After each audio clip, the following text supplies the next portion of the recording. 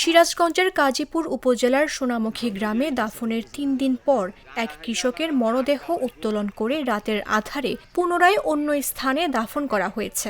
এ ঘটনাকে ঘিরে এলাকা জুড়ে ব্যাপক চাঞ্চল্যের সৃষ্টি হয়েছে।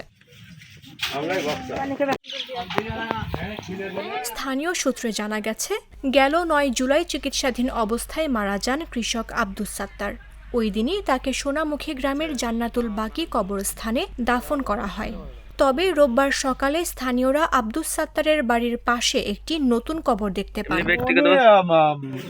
তরিকাভক্ত লোক ছিল এবং গ্রামে গ্রামে উরুজ মাহফিল করে বেড়াইতো। এই পর্যন্ত আমরা জানি আমাদের চাচা সবসময় একা বসে থাকতো, পাঞ্জাবি গায়ে, টুপি মাথার, আর মুখ বলে গন্ধ বাড়াইছে যে মুখ বাঁধতেছে, মুখ বাঁধতেছে। এই পাগল এই মানুষটা এখন কোয়াচ হয়ে গেল, মাথার ব্রেনটে চাল আছে।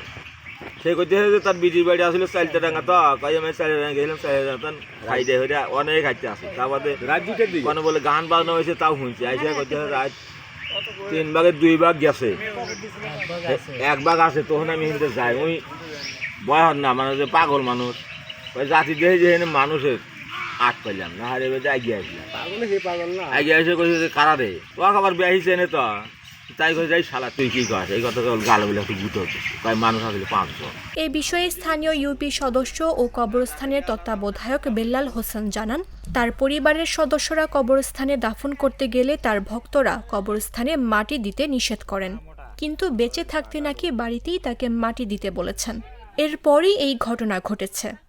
এটা অন্যান্য লোক জানছে, আমি 7টার সময় শুনলাম যে তারপর আমি বাইক হাতে ওখানে গেছি। ওখানে যা সেরা ওখানে কবর হুজুরের তেন ফটো নিলাম যে আমি তাহলে ওটা খুনে চেক করে দেখলাম। হ্যাঁ, আমি ওখানে খুনে চেক করে দেখলাম ওখানে নাইকা শুধুমাত্র একটা বাসে খাওয়া। তারপর আমি ওটা মাটির মধ্যে দিয়ে বুঝে টুঝে খুঁয়ে বাড়িতে। এদিকে এ ঘটনায় কোনো অভিযোগ না থাকায় কোনো আইনি ব্যবস্থা নেয়নি পুলিশ। মামদুহা রাইসা, জাগো নিউজ।